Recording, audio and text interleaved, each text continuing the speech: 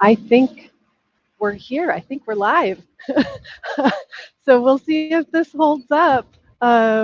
Just a sec, guys. We had some technical difficulties getting online today. I mean, as to be expected. Come on, look at what we're doing here. Let me just let Ellie know that I'm all good.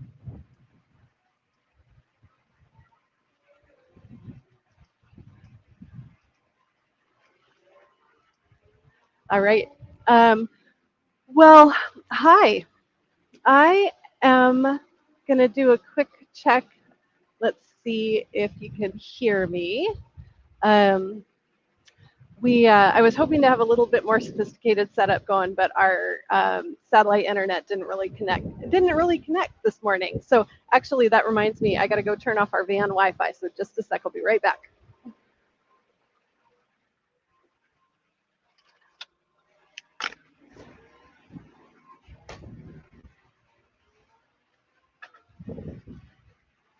So this is live from CVMA. It's a track day today down at Chuckwalla.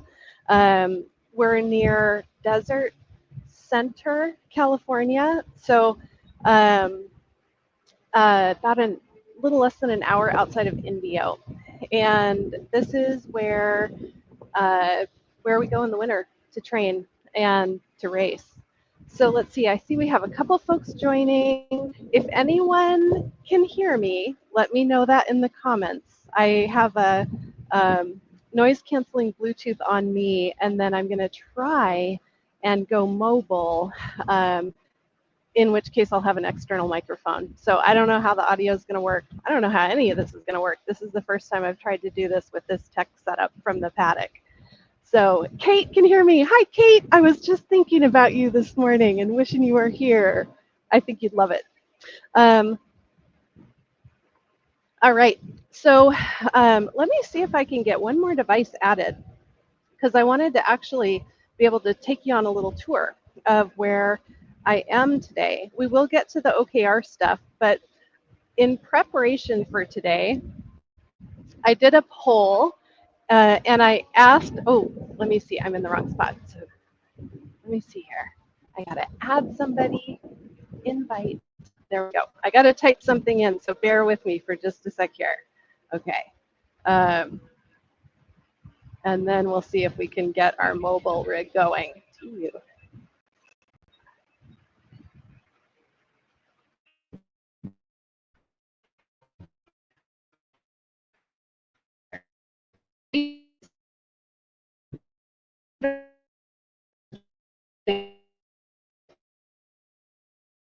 In to trying to get the tech work.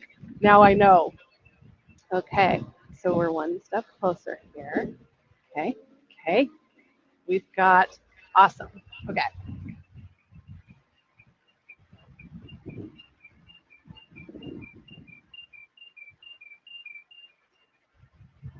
Just a sec on audio issues, guys.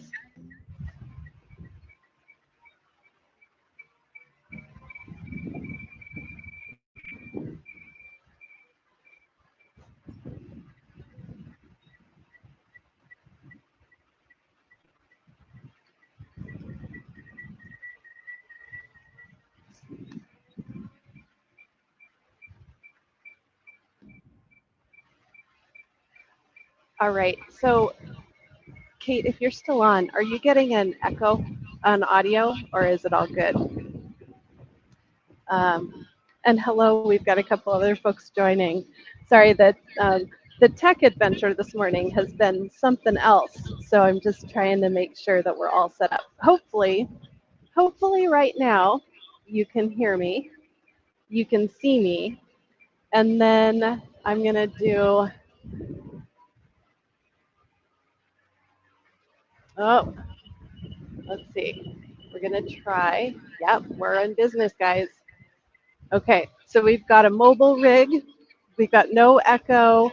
I've got the audio on for guests. Okay, so this is going to be an adventure. If we're lucky, I'll be able to move around the paddock a little bit in just a minute because I've got another rig online. So you dedicated souls, thank you. Little cookie sound that might be an echo or a pop-up. Okay, Well, we'll do what we can. Let me see if there's a setting here that I could get for any audio cleanup. Reduce my background noise. That might do the trick.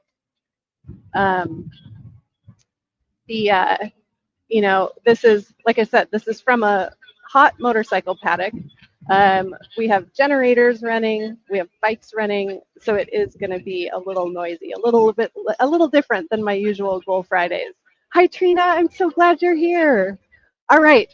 So I did a poll before this morning to ask people, because this wasn't what we were planning to do today. What we were planning to do today is have on one of my most amazing friends and guests, Tasha Lackey. Tasha and her husband run Bison Track. They make protective gear for riders. They also make is this an endorsement? No, this is not an ad. I'm just saying it. They make incredible motorcycle gloves that fit women. And we love them, period. They're wonderful humans, but I also really love when people make actually protective gear for women. It's really important. We need it too. So we were going to have Tasha and a couple other friends on today so that I could do some live OKR coaching. But Tasha and Robert have an event this weekend. I decided to fly the coop and jump in the van at the literal last minute to come down with my team to Chuckwalla Valley Raceway for some of our winter training. So I don't usually travel with the team in the winter. That's usually when I'm at home coaching OKRs all winter. But the lure of sunshine and doing racetrack things with my racetrack friends meant I just jumped in the van at the last minute. So we're going to have Tasha and hopefully another guest, hopefully JJ, one of my other favorite folks, join us for some live OKR coaching, hopefully next week. And then that will finish out our this fall's Goal Friday series. I'm enjoying these so much, though. We'll probably keep something going. I don't know if it'll be alive every Friday, but we'll do something. It's just too much fun. And I think right now, community matters more than ever. We got to stay close.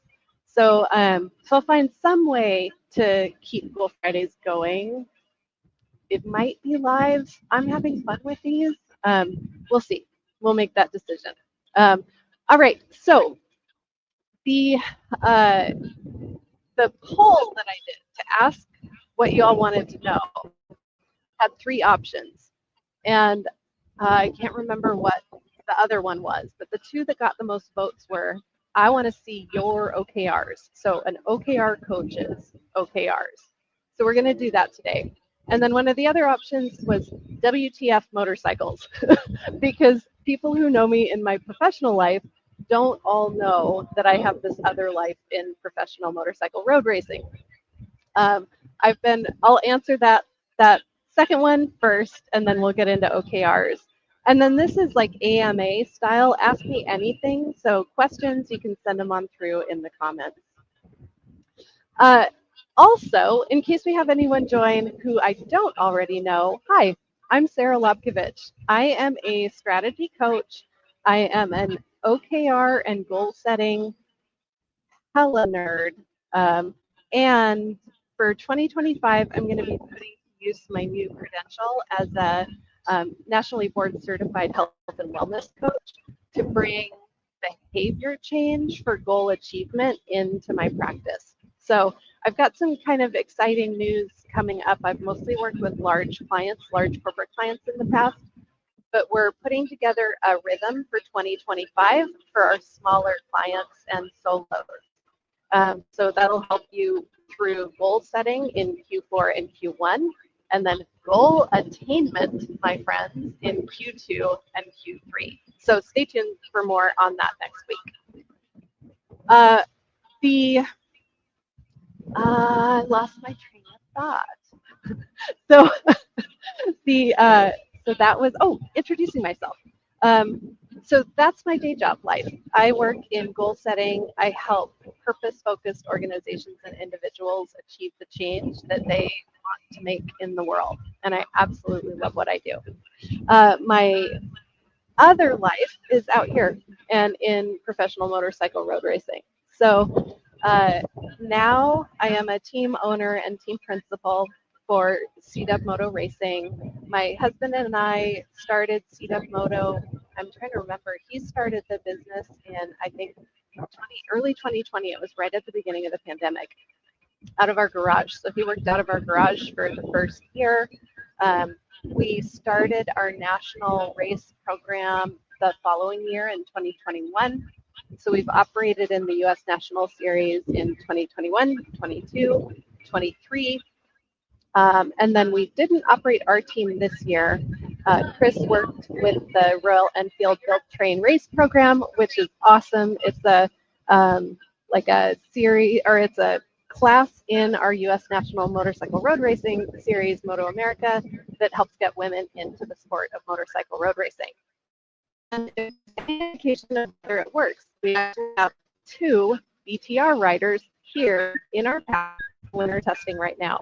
So Shane McGregor is riding today, and then Miranda Kane is here as crew. So Build Train Race doesn't just get women in the saddle. Build Train Race builds crew and participant for the sport in ways other than riding, which is my mission. So it's this is the sport that's all about the riders, but it takes a whole lot of crew to make those bikes go around the track. So I sit in a crew role. My husband and I co-own the team.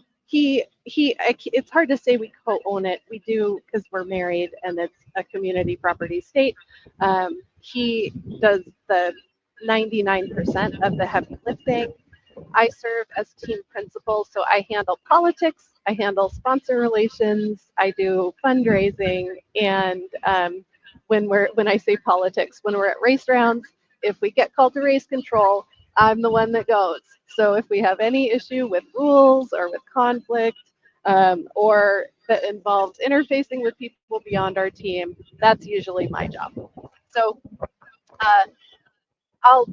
we'll dive in now, because I know folks might or might not want to listen to all of this. Kate, I'll tell Shay hi for you. That's rad. So let's talk about OKRs for a few minutes here. I want to make sure I deliver on that piece of it, because WTF motorcycles, that was part of the question or part of the vote for today. And then the other part was, I want to see your OKRs. So since the technical difficulties meant getting set up was a little not exactly what I planned, I don't have the visuals to show you of my example goals so that you can see what goals from an OKR coach look like. But I can talk you through some of them. I have some particularly memorable ones, and then I am literally pulling up our OKRs that Ellie and I are working with right now. So I'll talk you through some of those. I can't show them because I have to anonymize client information, but in the replay, I'll add some visuals so that you can see the words as well. So catch the replay if you want to see those. Before I look at this quarter's OKRs, oh, I am getting an echo. I see what it is. I think that's my volume down. Puppies, my external cameras are.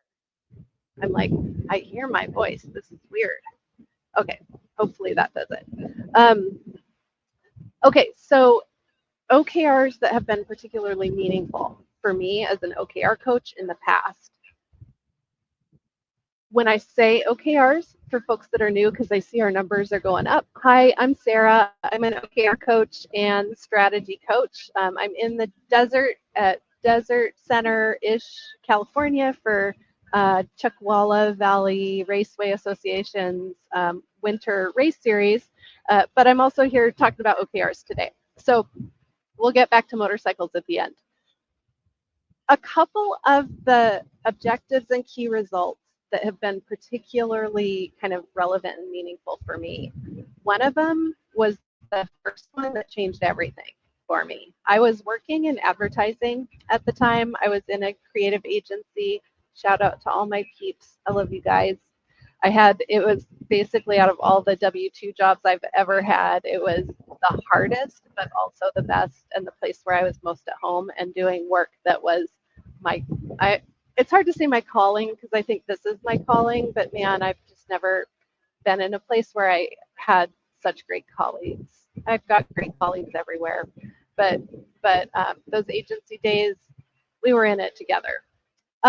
So in my agency days, I was a leader in strategy.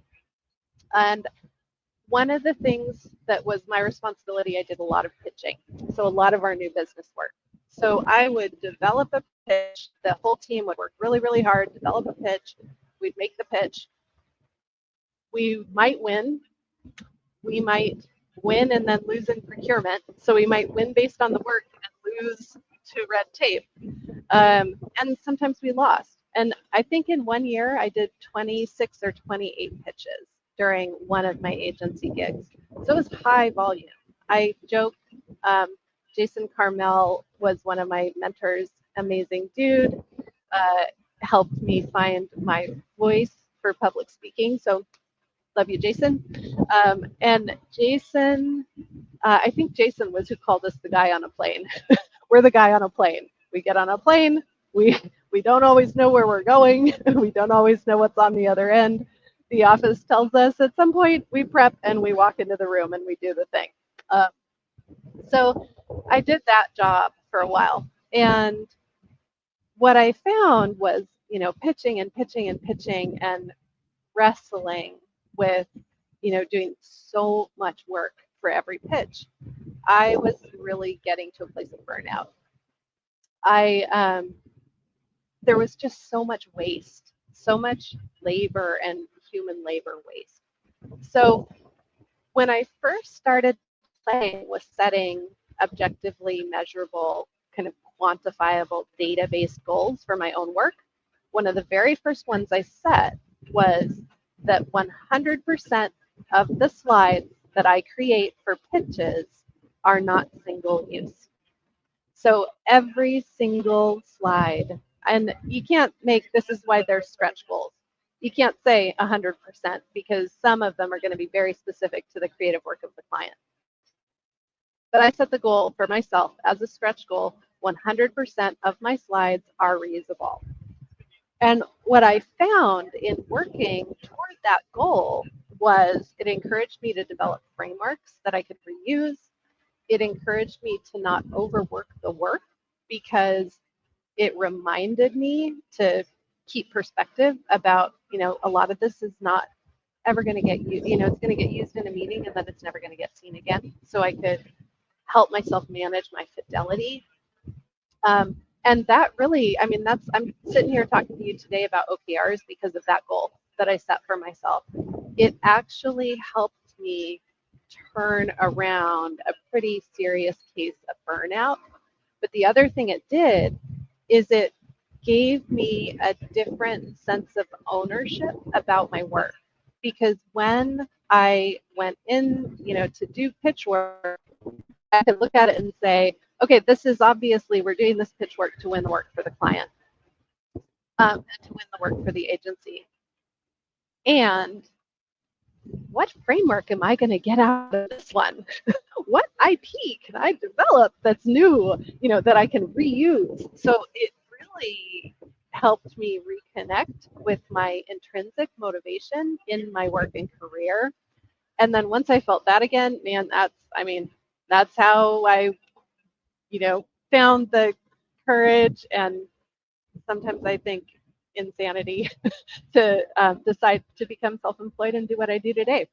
Because I was not exactly someone who was built for being an entrepreneur. I'm very shy, despite the fact that I do these lives, very introverted. And so this wasn't exactly the career path that I thought I'd wind up on. I always just wanted a happy little job, but have always struggled to find that. So I had to make it for myself.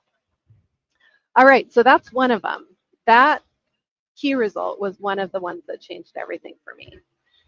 Since we're sitting in a motorcycle paddock, I'm going to share one that we used that was really influential in our first race season. So in our first professional racing season, My husband and I, we both had long histories in motorcycles. He on the motorsport side. I was an avid racing fan. I used to travel internationally to spectate MotoGP.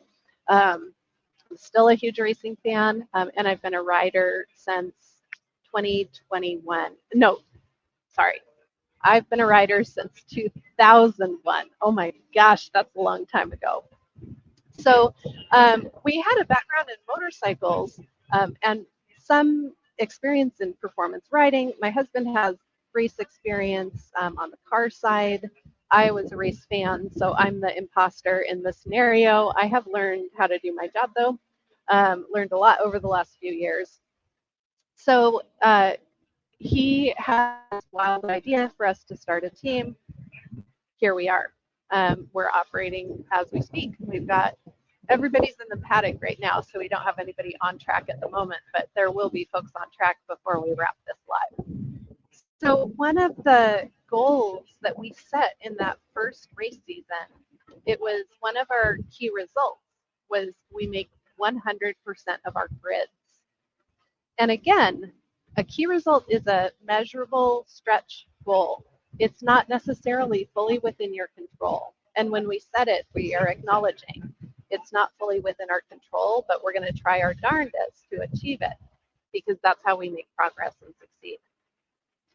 And so that was one of our key results was we make 100% of grids. We make basically, for folks who aren't familiar with racing, that means if there's a race that we're signed up for, we are on the grid. And in that first year, my husband and I were learning how to work together in this capacity in a really stressful space. We'd operated locally, but that was our first season operating in the national series, which is kind of like going from a club sport. It's kind of like going from club football to the NFL overnight. That was Jason. He was my podcast guest this week on the Thinky Doers podcast. So if we're lucky, I'll get to snag him before he gets on the bike. Although I might not make it. He's just about to go out. So that was our goal: was 100% of our grids we make. And there were times that season where, like that first year, I was afraid of incidents. I was afraid of mechanicals. I was very conservative in my decision making because this is a expensive sport and it has serious consequences. And I had to learn that all those things are just part of racing. But that first season, I was pretty tightly wound about it all. And there was more than one occasion when we had to make a decision. We never compromised on rider safety, but there was more than one situation where we had to make a decision about mechanical risk, like where there was something that didn't affect rider safety, but might affect the bike's longevity, for example. So, if we have to send a rider out on a bike that is sound, and it's not going to hurt the rider or their performance, but it might negatively impact the engine life or something like that. There were more than one occasion when we had to make those decisions, and we had to make it fast. Sometimes we have minutes to make decisions like that. And the number of times, and this is working with my husband and my team, they've never heard of OKRs before, other than me talking about them. We created our OKRs. We had our 100% of grids that were entered in, we make, was our key result. And there were multiple times that season when that KR was our decision criteria, where we'd be having a really tough discussion about, should we run this race? Should we not? Should we sit this one out? And the answer was 100% of grid. And Chris would call that out in the paddock. And so then we'd organize ourselves and we'd go. And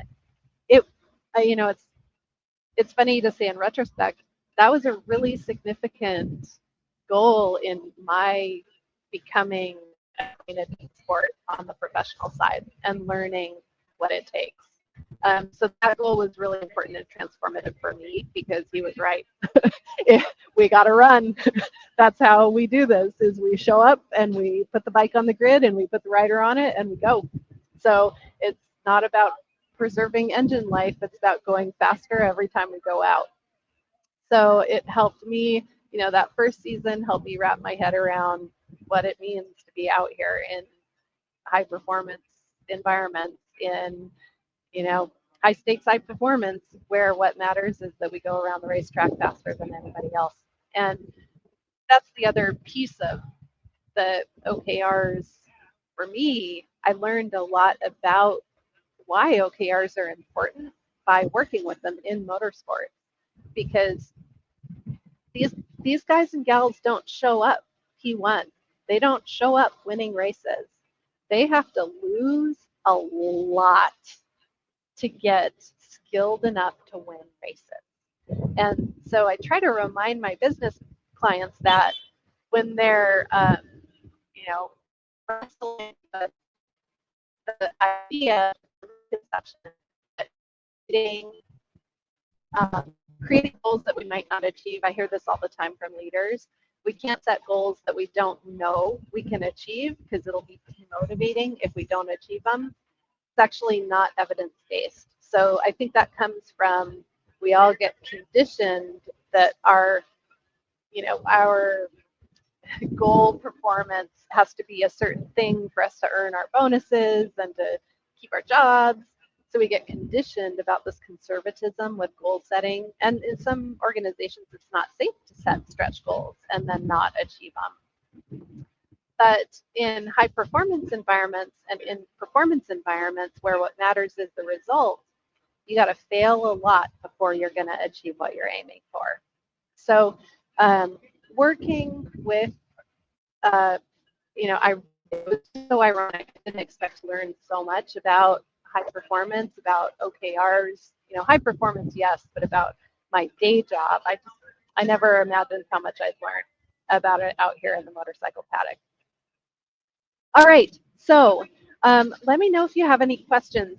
Those are like two big OKRs that mean a lot to me. I'm gonna take a peek and recap a couple of my current OKRs, just so you can hear what objectives and key results sound like from an OKR coach. We've got Bob going out right now. Let me see if I can show him rolling. Let's see. No, dang it. I gotta flip the camera. Dang it. Okay, so I can't. I'll see if I can figure that out once we get through the goal conversation. But some of the goals that we're working with right now, and these were half-year goals. So this is Q3, Q4, and then I'm we're going to be doing our reset starting next week. So if you want to do an OKR and goal setting and strategic planning reset, not everybody has done it. A lot of us were waiting until after the election to do our planning for 2025. We're going to have some support for that kicking off next week, the week after, all the way into January, because not everybody gets their strategic planning done before the end of the year. There are a lot of folks who wind up kind of letting that happen in January. So in December and January, we'll be doing strategic planning support and OKR reset support. But some of the OKRs that we're working with now are around objective of pipelining ready-to-buy clients by a massive increase in visibility and awareness. Hi, thanks all of you coming to live. That's been a big win for us on that particular objective. I'm working on email list opt-ins from 30 to 250 a month. We're behind pace on that one. I haven't been really pushing the mailing list as much as we should be. Increased total email list by 2 times, from 569 to 100. We're at about 650. So again, I've got work to do there. And then I've got a segmented list goal. So build a 100-person segment of qualified organizational purchasers of OKR related coaching and training. And on that one, we're at about 25%, although here we go. This is accountability for me. I haven't updated that in a while. I think we're probably more like 30% on that at this point. So you might be looking at the calendar and saying, Sarah, it's the middle of November and you're only at 30%. Yeah, we set really freaking aggressive goals. We set big stretch goals. because if we set big stretch goals, we work hard to achieve them.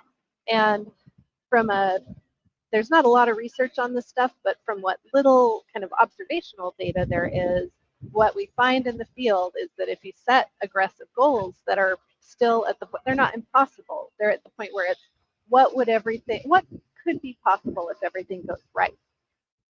If we set our goals at that place, then we are likely to overperform what we would have if we'd set a conservative goal. So I fall into I set really aggressive goals category. And so that's why, like, I'm totally unconcerned about being at 30% at mid-November, partly because we always pick up a lot in December. That's one of my busiest months. And partly because that's 30% we wouldn't have necessarily had if I hadn't set the goal at all. So it's progress. All right, so let's look. One of my objectives that I am really proud of, we've had a goal, an OKR all this year. The theme was collaboration. And so we have an objective around increasing content collaboration to expand our reach and expand the collective. So to have more folks who we consider collaborators and who are part of my circle, because being self-employed is lonely sometimes. And so we had a goal of 30% of long-form content being published or created in partnership with a collaborator. Thanks to my Thank You Doers interview episodes, we're at like 70. I mean, like we're not at 30%. We're at like 70% on that one. So that one we've really overshot. And then the learning is I got to keep up the individual stuff too, because man, I love doing those interview shows. I'm having so much fun with the Thank You Doers interviews. And I am actually having people start to write in and say, I miss your individual episode. Can you do one on OKRs again? So it's a balance, but that's what we've learned with this. You know, I went all in on content collaborations, and I'm so glad I did. It's been a wonderful year as a result. And all my individual content creation effort has gone into the books. And so it's going to balance out because there's going to be a whole lot of book stuff that's more individual coming up soon. And then increased book pre-release segment email list from 37 people to 1,000 by our pre-sale announcement. Again, I'm behind on my check-ins. I should have checked on that one. I think that one we're probably at about 150. So we're not, just past 10% achievement on that goal. But 1,000 people was very, very aggressive. So we set that goal at 1,000 for a reason, not because we thought we could organically get 1,000 signups. We set the goal at 1,000 because we'll only achieve that if we get some sort of big pickup. So like some sort of big media attention, a big, news piece, and a big podcast guest appearance, something like that. So if I was setting that goal based on our own organic capacity to grow the list, it'd probably be like 350 people.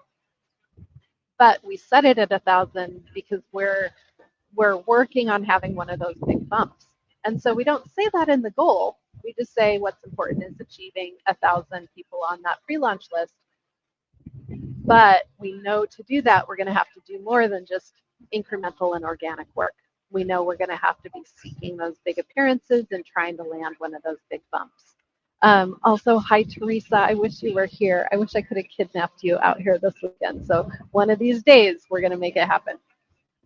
Teresa's a huge F1 fan. I can't remember if we actually met through F1 Twitter or if we met through Microsoft Twitter, but it was one of those. All right, I'm going to go through. We have a couple more objectives and key results. I'm going to only talk about one more, and we've got one around systematizing and standardized social planning because I'm really I like doing social media ad hoc. I don't like planning it. I don't like it feeling like marketing. I like doing just real, showing up as me, and this is what I enjoy in social media. I also have a tendency, especially on the written channels, to just speak my mind. And that doesn't always, like, I just can't always do that as a business owner, although I am doing a lot of it, and I will be continuing to do all of that on Mastodon. So if you want the fully unfiltered whole life, and this means personal life too, Sarah, the only place I do that is Mastodon. Everywhere else I show up a little bit filtered for business audiences. So the last one that I'm going to share is we had that systematized and standardized social planning sorry, let me read the whole thing. Systematize and standardize social media planning to de-ad hoc the social media. So the reason we need to do that, I mean, all sorts of good reasons to do that. One, makes it more efficient. Two, the amazing Ellie, who has been my EA now for years and is the other half of my brain. Ellie is graduating into a marketing VA role. She's done such an awesome job with the podcast and with support on the marketing side that we're going to graduate Ellie into a marketing VA role. And so that means we got to get our systems together. It can't just be ad hoc and me doing whatever I want whenever I want. So we had a goal around increasing the business page LinkedIn following by 69% from 147 to 250. I think we're getting close on that one. Again, if I hadn't had the technical difficulties, I would have updated these before I went live. But even just hearing what the goals are, I think is helpful for you to hear the types of goals that I set for our business. And then I had there's another one here around our LinkedIn total footprint, and that I think we've actually exceeded. My personal LinkedIn channel has grown quite a bit. So so those were the two that were there. I forgot. So key, that's why it's an initiative. So as opposed to having a key result, because key results are for the quantifiable empirical measures that we're going to achieve or that we're working to achieve. So they're our numerical goals about what we want to change or transform. They're quantifiable stretch goals. For this one, we didn't have a quantifiable stretch goal. What's most important is that it get done. If what's most important is that it gets done, then we can either write a milestone for an initiative or sometimes create a quantified activity goal, which are often in the form of SMART goals. So sometimes a SMART goal might qualify as a key result, but if what we're doing is talking about quantification of how many times we're going to do something, then that is in plan land. That is an activity plan, not a impact goal. So we also had a milestone around implementing a social media publishing platform before the end of the year, and that one's done. So 100% complete on that one, but it didn't show up in the results because that just has to get done. All right, so that's a peek behind the scenes at an OKR coach's actual OKRs. So for folks who have to head out, you can find information about my work and what I do and about our upcoming reset support at findrc.co. That's the easiest to spell shortcut. I also have a Strategic Operators Power Half Hour download. It's a cheesy name, but it's a killer resource. It's a 2-step exercise that you can do in a half hour. It walks you guided through the steps of creating a objective and key result, a simple one, a low fidelity one. But then we don't stop there. Like I said, for 2025, my focus is no longer just on goal creation. We're going to be supporting your goal achievement thanks to the my credentials in the health and wellness space. But what it did is it taught me all sorts of new effective skills for helping people actually achieve change and facilitating change. So that Power Half Hour worksheet has 2 pages. The first one is about creating your OKRs, and the second one is about mobilizing a behavior change plan to support your goal achievement. So that download you can find on the freebies of my website. Again, it's findrc.co is the shortcut. saralobkevich.com if you want to bother with spelling my name. And then there's a tools and resources section that you can click on and then go to freebies, and you'll find them all there. All right, so for folks who are going to drop, that's all the OKR stuff. Now I'm going to mess around for a minute and see if I can actually turn the cameras the other way and show you the paddock here in our race paddock. Today it's not racing, today is a track day, so it's a testing day. But let me see if I can figure out how to show you around a little bit. I'm going to switch to a different camera here. So now I'm on stage twice. How weird is that? Wrong one. Okay.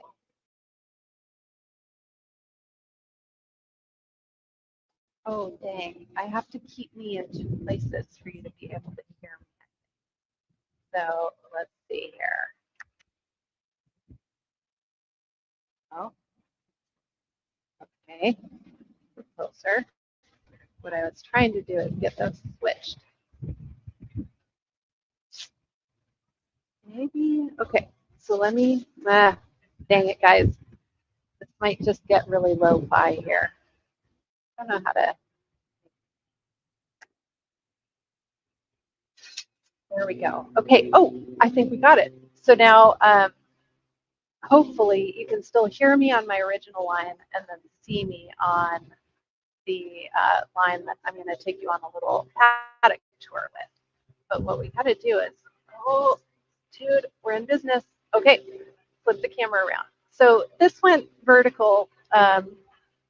There you can see Jason J, who was my podcast guest last week, is helping Bob get back into his,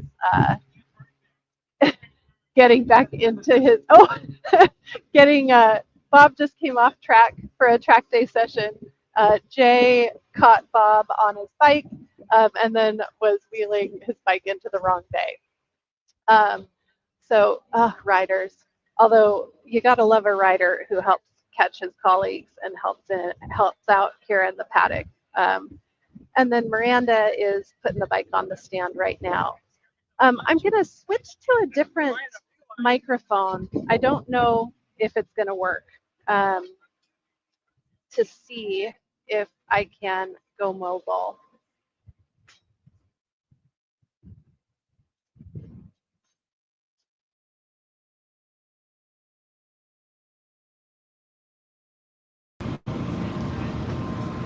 All right. This might work. Okay, so now I'm on the mobile sound so that I can actually walk around. I have my camera on a gimbal here. So I'm gonna go for a little walk. If Teresa, if you're still on, can you let me know? Can you hear me okay? Because I'm on a remote mic now, and I just want to make sure before I get too far, because I won't be able to see the broadcast on the computer. Let me see if I can get this into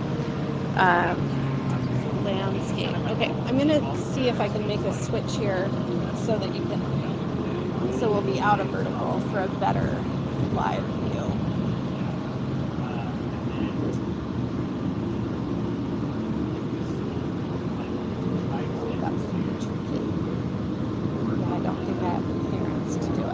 All right, so we'll just go with imperfect, and we'll just go with it.